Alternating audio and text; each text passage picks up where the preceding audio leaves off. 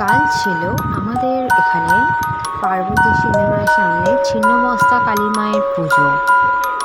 আমরা চলে গেছিলাম রাত্রির বেলা 11:30টার সময় ঠাকুরকে পুজো দেওয়ার জন্য। তখন সেই সময়টা ফাঁকা থাকে বলে সন্ধ্যে থেকে এখানে প্রচুর ভিড় হয়ে গেছিলো, প্রচুর লাইন পড়েছিল। তাই আমি পালিয়ে এসেছিলাম।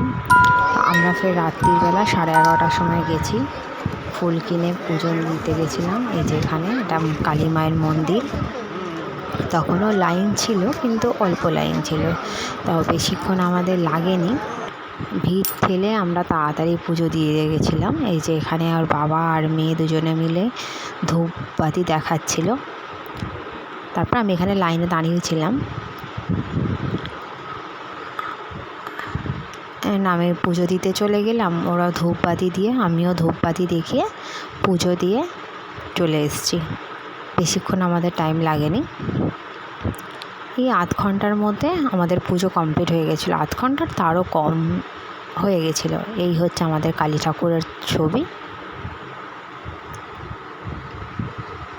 আর লাস্ট আছে ফটো সেশন।